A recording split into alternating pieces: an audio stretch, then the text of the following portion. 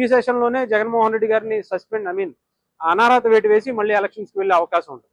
So Jaganmohan Reddy గారికి కూడా ఇది తెలిసిందని కూడా తెలుస్తుంది. నేను అయినా కూడా అసెంబ్లీకి రాను అని చెప్పినటువంటి పరిస్థితి కూడా ఉంది అని కూడా అంటున్నారు. అంటే ఏదో ఒక విధంగా వచ్చాను వెళ్ళిపోయానని అనిపించుకున్నాను, కానీ రేపు మళ్ళీ వస్తే కనుక డెఫినెట్గా నన్ను అనర్హత వేటు వేస్తారు, మా ఎమ్మెల్యేలు కూడా అందరి మీద కూడా అనర్హత వేటు పడే అవకాశం ఉంది అనే భయంతో వచ్చానని రేపు వస్తే కనుక అనుకుంటారు.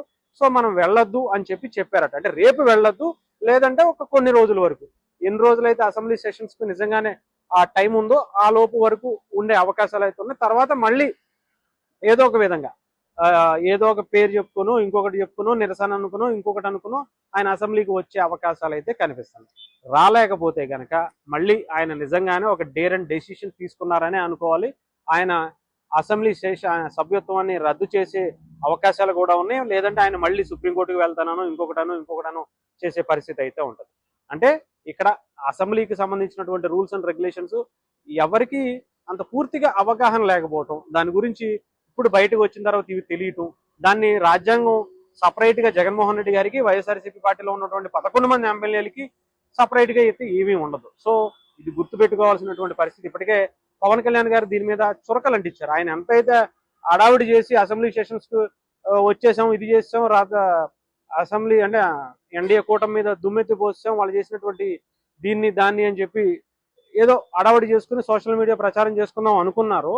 పవన్ కళ్యాణ్ గారు వచ్చి జస్ట్ ఒక మాటతో మీరు అలాంటి ఏమన్నా చేసుకోవాలనుకుంటే వేరే దేశం వెళ్ళి చేసుకోండి, ఇంగ్లాండ్లోని ఇంకో చోట పర్సంటేజ్ని బట్టి మీకు సీట్లు కావచ్చు, మీకు ఉన్నటువంటి హోదాని కావచ్చు ఇవ్వచ్చు, ఇది భారతదేశ రాజ్యాంగం, ఇది ఇలాగే ఉంటుంది, ఇది ఏ రాష్ట్రానికైనా ఇంతే, ఇక్కడ ఈ భారతదేశ రాజ్యాంగమే నడుస్తుంది తప్ప జగన్మోహన్ రెడ్డి గారి రాజ్యాంగం నడదు, రాజన్న రాజ్యాంగాలు ఇక్కడ జగనన్న రాజ్యాంగాలు నడవవు, మీరు ఏమైనా ఉంటే అక్కడికి వెళ్ళి పని చేసుకోండి అనే చురకలు అంటించడం. ఇదంతా అంటే ఈయన చేసింది మొత్తం 2 నిమిషాల్లో బాగా అడవడి చేస్తే, ఈయన జస్ట్ ఒక మాటతో మొత్తం అంతా జగన్మోహన్ రెడ్డి గారు చేసిందంతా బూడిద పాలైపోయేలాగా అయిపోయింది.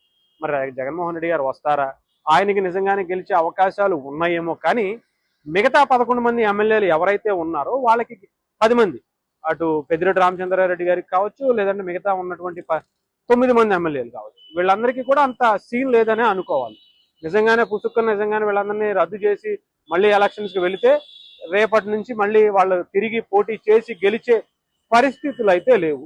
సింగిల్ డిజిట్కి పడిపోయినా, లేదంటే పెద్దిరెడ్డి గారో లేదంటే జగన్మోహన్ రెడ్డి గారో గెలిచే పరిస్థితి అయితే ఉండొచ్చేమో, లేదంటే పుసుకుని అది కూడా పోయిందంటే ఆయన రాజకీయ భవిష్యత్తే ప్రశ్నార్థకం అయిపోద్ది అనే పరిస్థితికి అయితే వచ్చేసారు. సో మరి రేపు పొద్దున చూద్దాం, ఆయన ఏదో ఒక వంక పెట్టుకుని ఏం వంక ఎత్తుకుని వస్తారనేది వెయిట్ చేయాలి. లేదా నిజంగానే ఆయన ధైర్యవంతుడు, ఆయన మళ్ళీ తిరిగి ఎలక్షన్స్కి వెళ్ళి 11 మందిని కాకుండా మొత్తం అందరినీ గెలిపించుకుని మళ్ళీ వస్తాను అని మళ్ళీ ఏమన్నా శపథం చేసో లేదంటే ఇంకొకటి చేసో మరి వెళ్తారా, మరి ఏం చేస్తారనేది వేచి చూడాలి.